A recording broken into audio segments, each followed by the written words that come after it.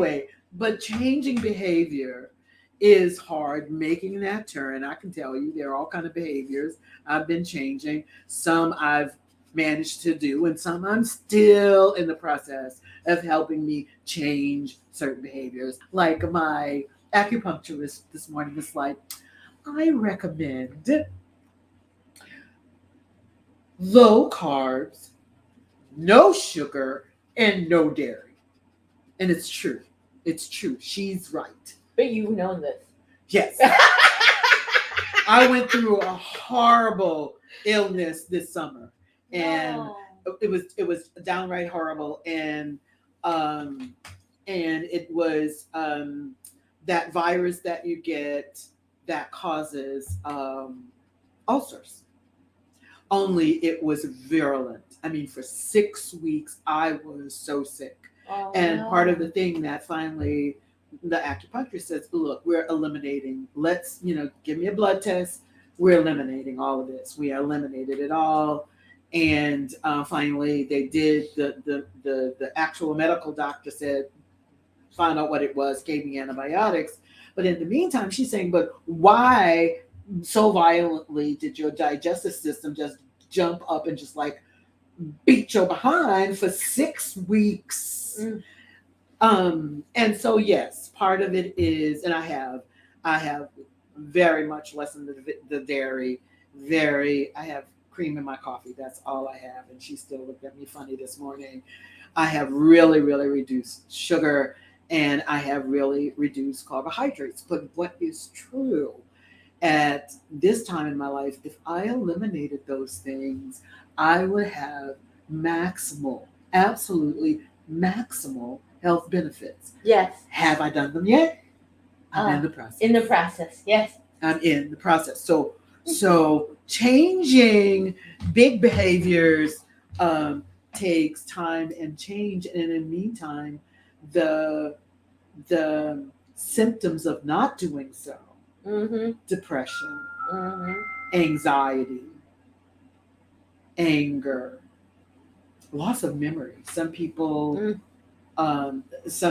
are getting confused, losing memory. Some people are not sleeping. Some people are oversleeping. These are all things that you know how to do. This is right in your wheelhouse, right? You know. What I spend most of my life doing. That's right. Helping people change their behavior. This is in your wheelhouse. This is what you do.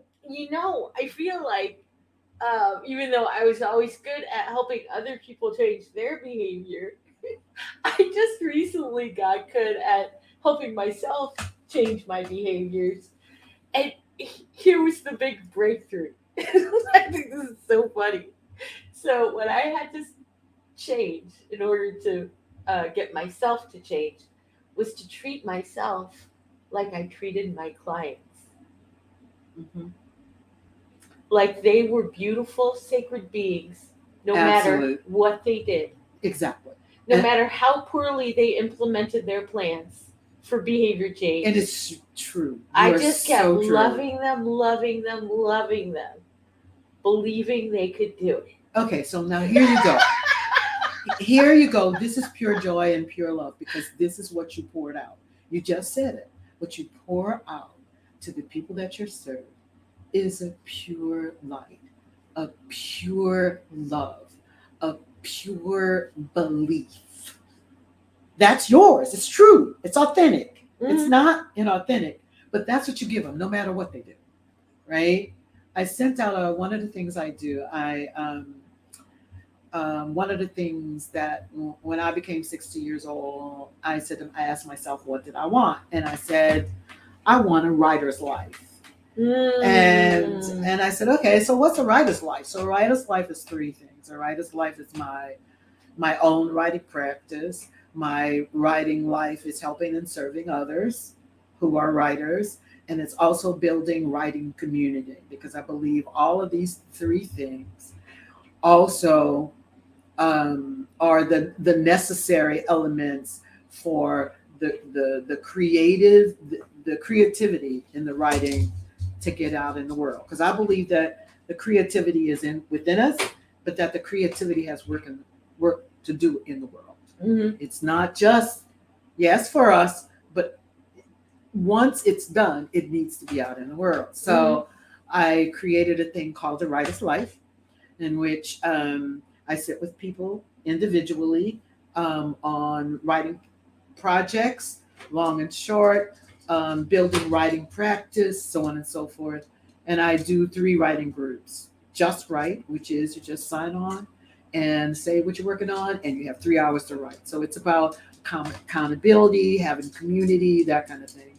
There's a Woman of Color writing group, and then there is just an AWL general group, 3 groups. And what I do a bunch of other things, but what I do Monday through Friday, I send out prompts. And this morning, I sent out a prompt that said the thing that you just said. Hold on. Take your time. I was just taking notes so I can look up your Women of Color writing group and join.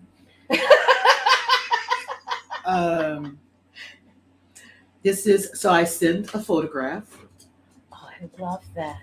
Each one comes with a photograph. And today's, and it's a prompt, but it's usually a quote, and usually by a writer. It's not always a writer, but usually it is. So the quote for the prompt this morning is, commit to loving yourself completely. It's the most radical thing you will do in your lifetime. Right. The writer is a poet whose name is Andrea Gibson. The self-love thing. I feel like I kept struggling in my change processes until I could really consistently love myself. And now I just feel like it's almost embarrassing. Crazy. But almost. Not really. How much I love myself. It's a beautiful thing. It's a beautiful thing. It really is. And again, as with everything else,